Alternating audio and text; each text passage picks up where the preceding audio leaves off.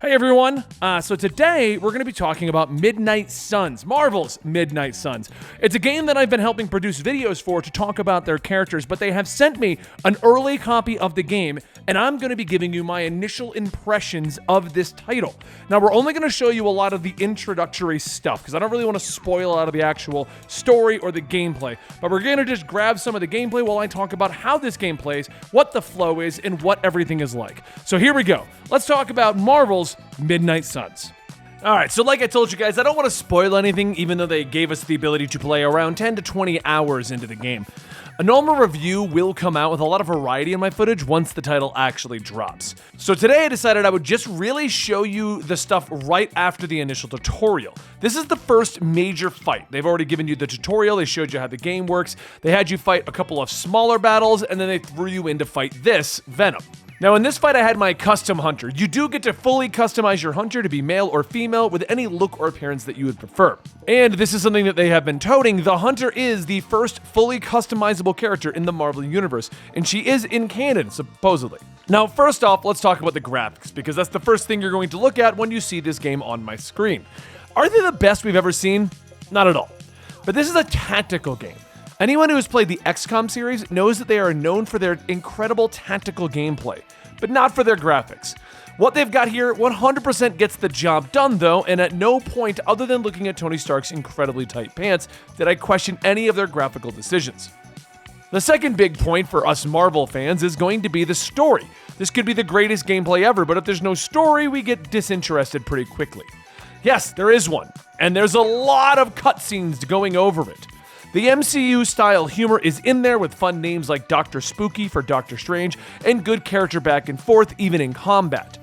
But they don't actually waste much time on the characters that they assume you know, taking the time to fill in the Hunter's backstory and how she relates to key characters from her past and adapting to this future. The Hunter can then use dialogue options to fully explore the characters that maybe you don't know. Maybe you don't know Robbie Ray as Ghost Rider or Nico. Well, the Hunter, which is you, can then question these characters and figure out more of their history. I found myself getting really into this storyline pretty early on because they didn't skip over the story. The cutscenes took up a whole bunch of our footage because there's just so much of it unfolding, showing the characters getting into action, showing them talking, the back and forth, arriving at the battle scene.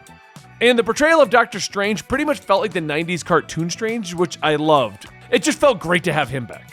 Now let's get into the important bits, because this is a game, which means the gameplay better be tight regardless of how I feel about the story or what the graphics look like. What we're showing you right now is the core gameplay loop. It's pretty early on, so we haven't unlocked a lot of stuff at this point of our footage, but like I said, I don't want to spoil things. Each character has a deck of cards. The cards are then shuffled together, and each time you draw 5 of them by default. You're able to use these cards in interesting combos to give you a tactical edge. Things such as buffing abilities, getting more cards to use than you're supposed to, and even redrawing the cards to try and get a better one all play into the strategy of the game. Now this adds a bizarre layer to the tactics of the game that I actually wasn't expecting. It kind of reminded me of playing some of my favorite TCG games like Magic and Pokemon. You'll end up timing which cards you want to use to buff each other and get the most out of your damage.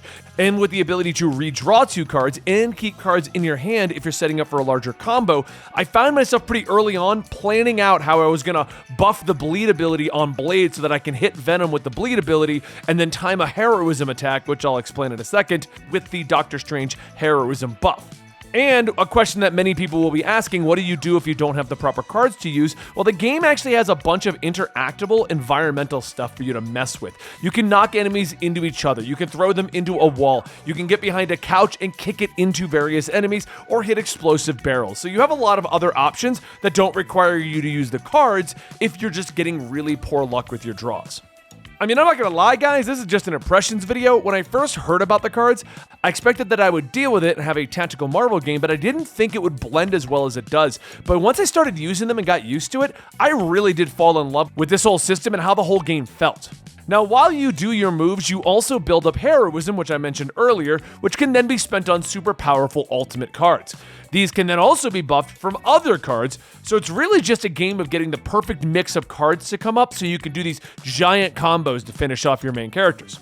Okay, but now you're probably wondering, okay, I get it. You get cards to use for your tactics, so it's kind of XCOM meets Magic the Gathering. It's a blending of these two worlds in a good way.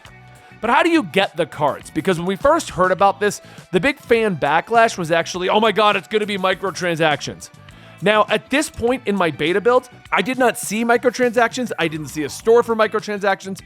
And from what I saw right now, I don't think they're going to be any way related to microtransactions. And that's because they're already in the game. You just go on over to the base and I'll show you exactly what you do. You just basically get boxes and go back over to the base. So here at this moment, I've acquired a box that basically opens up into 3 cards and you pick one to keep.